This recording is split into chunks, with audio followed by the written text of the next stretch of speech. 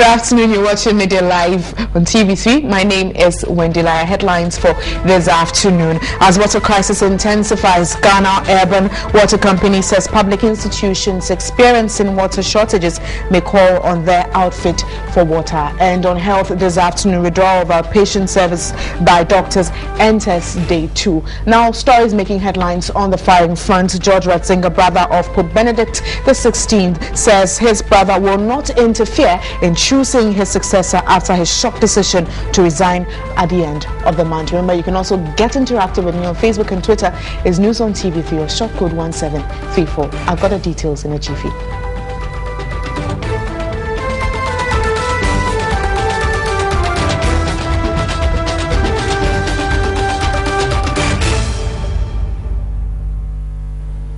Start with one of our headline stories, and still on water. Actually, water is scarce in several parts of Accra. The demand for gallons and other receptacles is on the ascendancy. The new steam made whistle stops at some affected areas to find out how residents are adjusting to the status quo. Here is Edward Balami's report.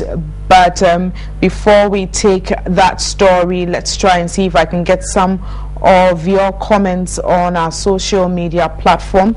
You can always get interactive. Facebook and Twitter, News on TV3 or short code 1734. And on our Facebook page, we do have this question: what do you make of Pope Benedict's resignation, and do you think it's about time an African Pope is elected to head the Roman Catholic Church? And then trying to get some of your comments here. Ibrahim Tikuma says that it is a good idea. Well, he thinks that an African Pope should be elected as head of the Roman Catholic Church, knowing that the Pope Benedict XVI is going to resign. And then Don says that as a Catholic, I am happy with the Pope's decision to resign because of his ill health, actually. But you can send more of your comments on Facebook and Twitter. Is News on TV3 or short code 1734. Now I go back to our earlier story on the scarcity of water in the capital. Queuing for water in some parts of Accra has become normal. Water tankers have become a common sight as a result. The source, however, cannot be traced. Teshi is one of the hardest hit communities. Lydia, a trader in Teshi, says supplies are short weekly. Jubilius Laye has sunk a borehole but says he needs support to treat water for consumption. I want either a partnership or government will loan me so that I can do my own thing. If the government is interested to partner me, I don't have problem. If the government is ready to loan me the money so that I will pay with interest, I don't have problem. The municipal chief executive of the Lejokuku Krowa Municipal Assembly, Daniel Amate, responded to Laye's cries. For us as an assembly, it gladdens our heart that somebody from the municipality is also taking advantages of the water challenges we are facing, and he's doing his best to solve it in his own small way, which is welcome. And so I think that he's doing well. And once he has invested into it, maybe what he needs to do is to get other partners to assist, and I think that they will be serving a very useful purpose. The La General Hospital had enough supplies, courtesy benevolent organizations. One Water and the Public Relations Officer of Ghana Urban Water Company, Stanley Mate, says all public institutions experiencing water shortages as a result of the breakdown of some filters at the water treatment plant may call on their outfit for water. Describing the first cycle of water rationing as successful, he added alterations on one of the filters will be completed soon to pump an additional 3.5 million gallons for distribution. 4 out of the 12 filters at the water treatment plant site were detected to have had problems. 3 of the filters are badly damaged and would need reconstruction. The situation has brought about a shortage of 10 million gallons of water out of the 60 million produced daily. As a result, the Ghana Urban Water Company has been compelled to ration water for some time. One complete cycle is 1 week, and the rationing program is 1 week, 2 days old. Okay, so with all areas that were supposed to have water, especially over the weekend in Laboni, I had calls from Laboni indicating that water was flowing. The calls from Teshin indicating that the water was flowing, and our monitoring program itself has also indicated all the areas that water were that we had water. While the necessary measures are being put in place to get the filters fixed, modification works have also begun on one of the 4 filters, which developed minor cracks. We are expecting more water in the system after the completion of one of the filters that we said we're going to have an alteration so that we could put it back into operation.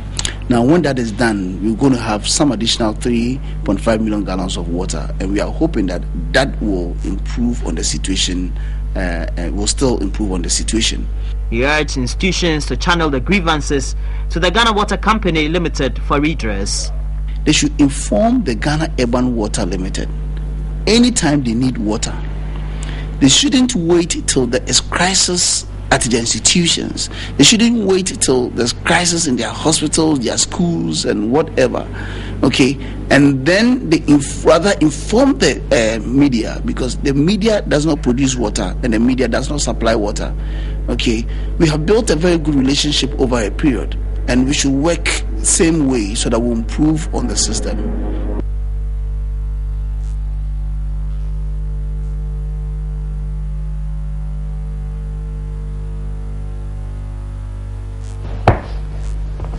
You're still watching Midday Live, and the Ghana Medical Association announced a nationwide strike Monday of salary anomalies. By this, doctors are to withdraw outpatient services and attend to only emergencies and inpatient services. The withdrawal is in its 2nd day, and we have been following this very story since yesterday. We spoke to our correspondents in the Ashanti region. We also took a look at the picture at the Kolebu Teaching Hospital, but we go back to the Ashanti region, specifically looking at what's happening at the Konfanoche Teaching Hospital. So I do have our reporter Evans Inkum on the phone line. Hello, Evans.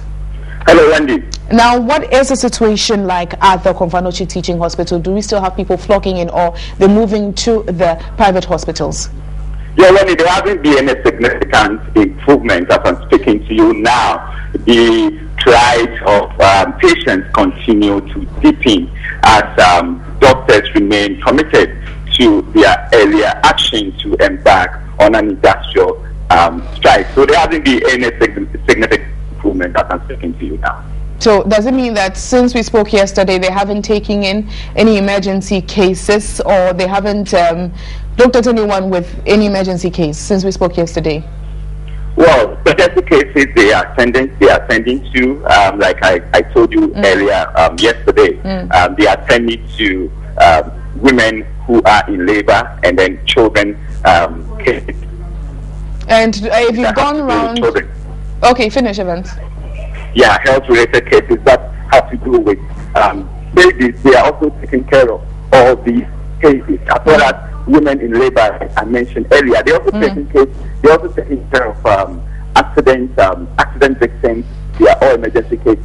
They are also taking care of them. But minor cases like malaria and convulsion, like I said yesterday, and other minor cases are not actually being taken care of at the moment.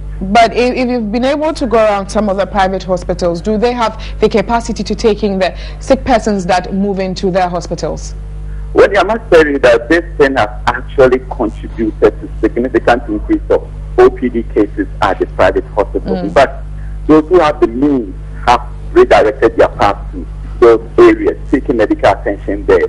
But those who do not have the means still continue to have their feet dangling in there. But yes, the private hospital have actually had increased number of clients visiting there. And it has actually brought a pressure on their limited resources. I was speaking to one of the operators of these private hospitals this morning, and he was actually telling me that the increasing number of cases brought to its place has actually brought pressure on his limited resources. So in as much as we are kind of enjoying increasing number of OPD cases there, there's a certain amount of pressure on their limited resources. All right. Well, thank you very much, William Evan Tenkum. He is a reporter in the Ashanti region, and we're looking at the strike action by doctors and its effect in the Ashanti region, specifically looking at the Komfo Teaching Hospital and some private hospitals. But here in the studio this afternoon, the Ghana Armed Forces has since independence played a key role in maintaining peace and security in Ghana, embarked on peacekeeping across the world, and also assist when disasters happen. The chairman and chief executive officer of Patrick Green Limited, Dr. Patrick Quaino, says the military of today is well resourced academically and could lead in ventures for industrial revolution, citing examples in Egypt, Israel, and Ethiopia, where the military were at the forefront of industry with huge industrial initiatives. So I do have in the studios this afternoon with me Dr. Patrick Quaino, who's the chairman and chief executive officer of Patrick Green Limited. I nearly said Dr. Patrick Green. Thanks for your time. And also the director of public affairs relations of the Ghana Armed Forces, Colonel Mbawini Tintandi rather. Thank you so much for your time. Now you're looking at, Dr. Patrick, you're looking at a revamp basically of the military. Looking at the military here in Ghana, what really can we do, or what can the military do to get to where you're looking at them getting to? The 21st century military of Ghana can do everything. I believe and sincerely believe that they are capable of revamping this country where industries are concerned. I've interacted with them individually and as a whole. Like I said, gone are the days where our military were quote unquote seen as people with no higher education. Maybe you flunk in school or somewhere, you entered the military just to get a better life. These days, our military are well equipped educationally. They are well equipped with the global infrastructure, if you will. And I believe that given the opportunity to our military here, they can easily meet the target for our development, the nation's growth. And so I've been advocating to the government, to give them the chance. My company, Patrick Green Limited, we have partnered with the Defense Industry Holding Company to spearhead the garment factory of this nation, looking at the forces all across the nation, all the way to even the manufacturing of handkerchiefs. These days we import handkerchiefs and just name it. Everything is imported. And if we don't start to change the mindset of the average Ghanaians, that we need to come to the place where we can be self-confident, that we are able to bring back what we used to, we will continue to live this life where everything seems to be so difficult. Okay. The foreign exchange is not helping the situation. Government is doing everything, but I think it's time. And so looking at what the face of the global development, let's give our military the opportunity. I mean, go in there. We have men and women in the forces with high level of education of the nation's development. And so I think that it's about time that the government don't only send them for UN missions, but utilize them right here. Our signals, for example. Let me hold you there and go to Ken. Do you buy into what Dr. Patrick Green is saying? Knowing that work your holding company is playing with less step, and also you wanting to come up with your very own bank, what do you make of this? Well, I think what he's saying is in place. And I'm comfortable that there is somebody who has recognized the fact that, yes, we have expertise that we can bring to the benefit of this country. And I agree with him in almost everything. But most of the time when I have chats with my friends, I tell them, look, the armed forces is Ghana. Whatever you can think of in Ghana, you will find it in the armed forces. Think about anything. And of course, I joke that even the president is with us because he's our commander-in-chief. So you end up seeing that the armed forces has a wealth of resource that we can tap into. Of course, like he said, we've always been thinking about the armed forces, and that's the same problem that we've had several times where they say, okay, you're going to go do this thing. How is it going to affect your core duty? So that's just everything that everybody's looking at, that the armed forces is supposed to play a core duty. But we can also play other roles, to support national development. Now, Doc, okay. Yeah, and the Constitution allows us, to play that. Because we have two roles, yes, to do the things that we must do to keep Ghana stable, and then to do other things in support of national development. So these two rules are very clearly spelled out in the Constitution for us. So the Constitution itself recognizes that, yes, we have the expertise and the resources that we can bring to bear, in our national development effort. Okay, Doc, I'm sure you've gone around and done your own assessments. Yes, Ghana has said that they have the expertise and resources, but a country, Ghana, are we really ready for the picture you're giving us? If we're not ready now, when are we going to be ready? Yes, we are ready. We have been ready. We just have not, taken the first step. And so I believe that we have to just take the bull by the horn and just get to work by giving the Ghanaian forces the leading role, to take us there. If they can keep the peace in the country, what else can you do? So what I'm asking the government to really, really focus is to not to look far. Most of the time, things we're looking for far away are so close to us. And here's a perfect example of that. We have if they're not capable, why are we sending them to other nations to play a major role? I remember I was in Japan, the DRC, and what I found out was the commander was from Ghana, from Volta region. So what? Ghanaian. So we are capable. We just need to take the bull by the horn and do it. And if I should ask you, yes, we're capable, but what potential of the military are we not really utilizing from your very own point of view? Everything, like Colonel was saying, everything. Give them the opportunity. As a matter of fact, tax them to do something. For example, this year, let the government just, tax them.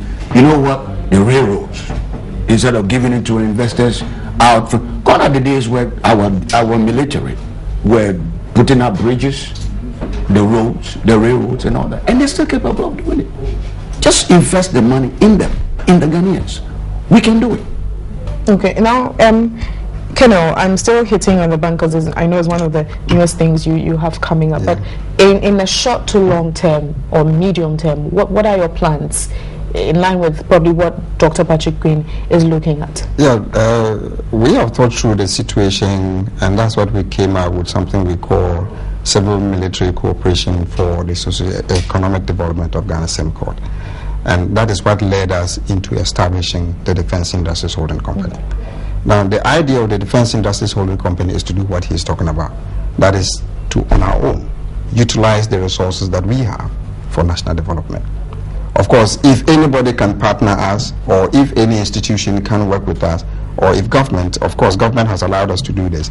If government can resource us enough to be able to do the things that we are going to do, certainly that will be in good stead. Now, we have gone out there.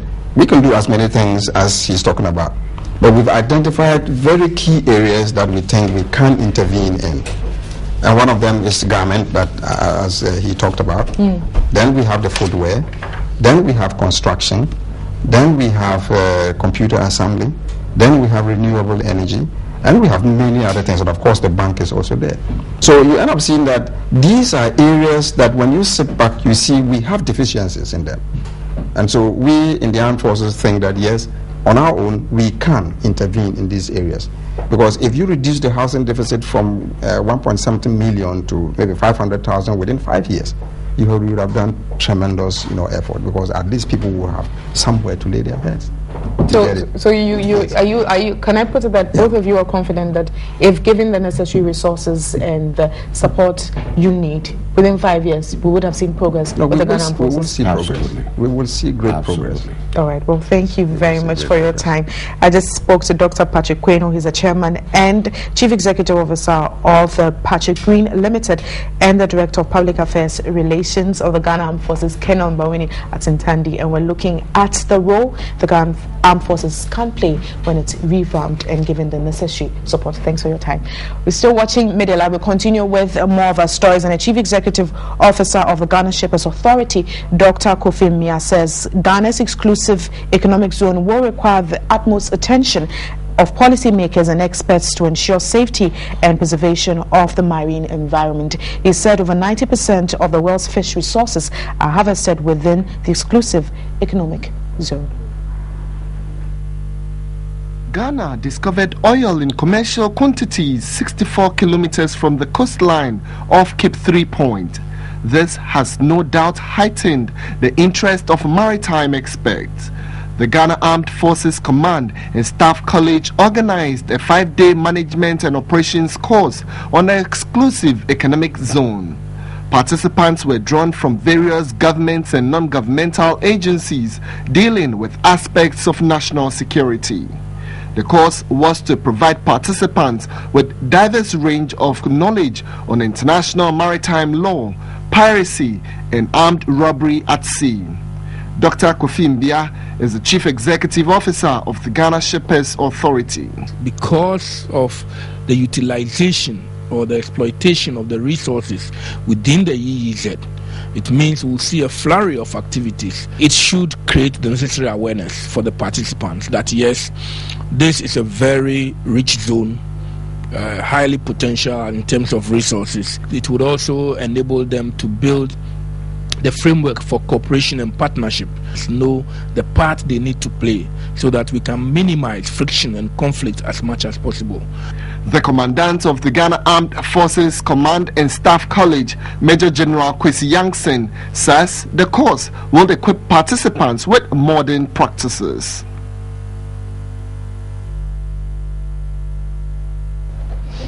A total of 111 children were rescued from child trafficking and labor by Challenging Heights in 2012. Meanwhile, the NGO has launched 2 research projects into the patterns of children living outside parental care. Apart from tasking itself to liberate trafficked children, Challenging Heights sees to the education and well-being of less privileged children and women. The 1,640 direct beneficiaries in 2012 included 704 girls and 936 boys rescued from slavery, whilst the rest were either engaged in child labor or at risk of losing care. The NGO identified 240 women who were given business skills training in order to support their children. Additionally, the NGO has established a 30-seater computer center to enhance ICT training, while a 5,000 book library project has started. Awareness campaigns reached over 25,000 children on child protection, child labor, exploitation, and education. These resulted in the formation of 12 community children protection committees, while 6 child rights clubs were also trained. We have over 1 million children outside school. So we want to advise parents to take responsibility, take ownership of the care of their children and take them to school. President of Challenging Heights, James Kofi Annan, expressed dismay over Ghana's role in the post-MDG agenda. Many countries are creating awareness so that citizens will make an input into the post-2015 agenda. We want to impress upon government to look at the issue of children without parental care. Those children must be captured as a single stand-alone goal. If that is done, then we'll be able to protect more children. We move to the Western region, where the Regional Spatial Development Framework designed to streamline the use of land has been formally launched in Accra. The framework, first of its kind in the country, is aimed at providing a policy direction on how the region's space work should develop over the next 20 years. Launching the framework, the outgoing Minister of Environment, Science and Technology, Sherry Ayite, noted The Western region was one of the richest regions with a wide range of resources. She noted, due to oil exploration, demand for land had increased and had worsened the pressure on existing infrastructure. She explained the framework was based on the new spatial planning model, which was introduced under Phase 1 of the Land Use Planning and Management Project of the Ghana Land Administration Project. The outgoing Western Regional Minister, Paul Evans Edu, emphasized the need for all stakeholders to translate the spatial plan into actual structures, adding that any unauthorized alteration of the plan would affect the design and use of land. He tasked metropolitan, municipal and district assemblies to be proactive to ensure effective and efficient land use and pledge the regional coordinating council's support and collaboration with prospective developers.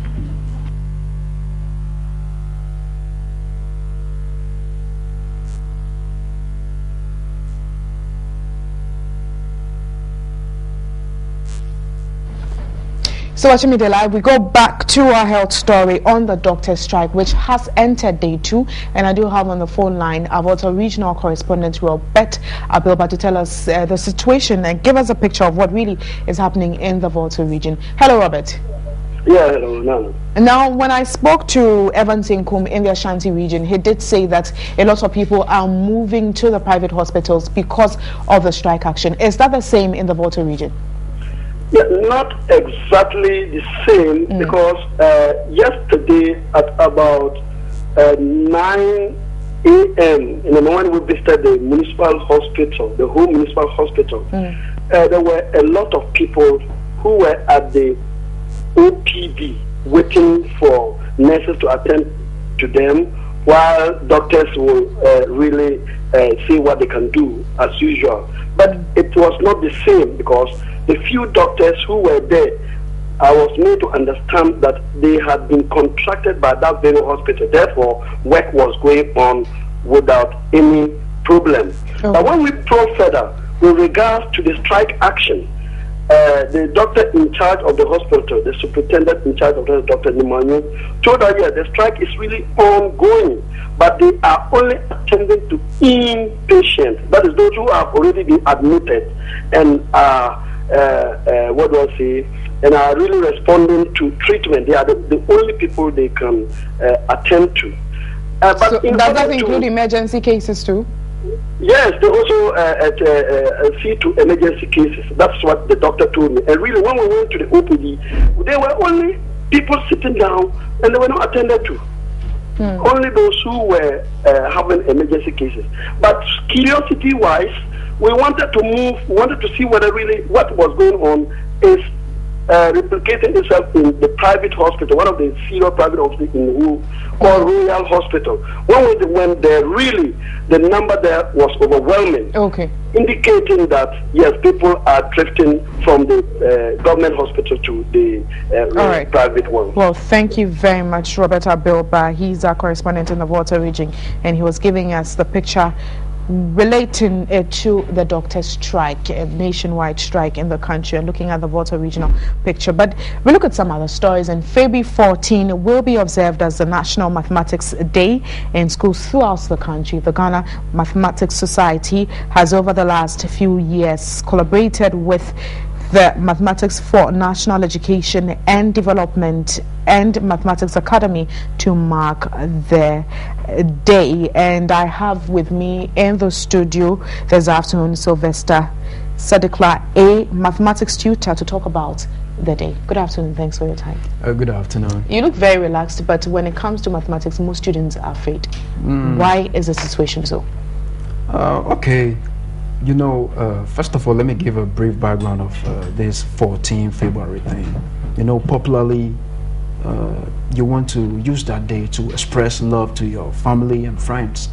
So, what we have as Ghana Mathematics Society set aside to do under the auspices of its president, Professor Sichupe Anku, is to observe that day and show our love to mathematics, because of that phobia. Now, come back to that phobia. You know, the way mathematics is being presented, you see it, the curriculum, and then some teachers, and then also some students. You see, talking about the whole thing, I mean, we have to look at the role of all the stakeholders. You see, we all have some role to play, from the students to the teachers to parents to WAEC to GAS to MOE. We all have a role to play. Now, if we neglect that role, then you want to see the problem coming up. Now, yes, you've given a general overview that stakeholders, yes, have a role to play. But of course, for example, we have countries where technology and science is booming. Students love to do technology and science, you know. But how have they been able to make it? Is it that from the scratch KG students are thought not to enjoy mathematics? Has it got to do with the teaching? Has it got to do with the teachers? Or has it got to do with the mode in which mathematics is being taught in schools? You know, I would say that jointly, the two items you mentioned, I mean, should be looked at critically. The way the teachers present it, I mean, we need some kind of a practical method to revamp the whole situation. And then also, it also boils down to how students take it.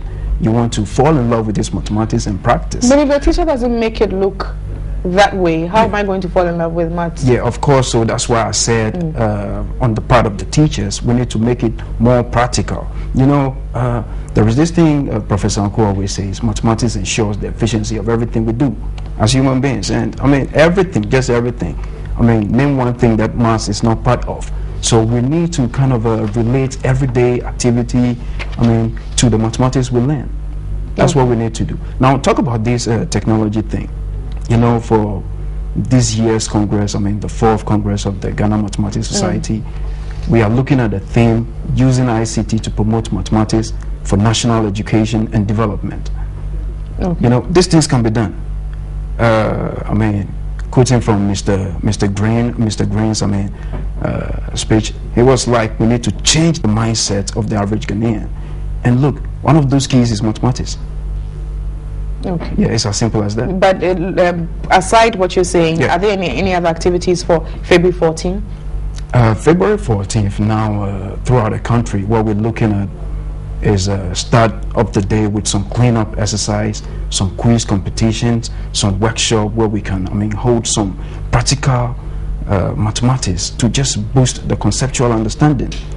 You see, it's high time students know that, look, this maths we're doing is all part of our life. Okay. You understand? Well, thank you very much, Sylvester Sadekla. He is a mathematics tutor, and we're looking at 14 February, which will be observed as a National Mathematics Day in schools throughout the country.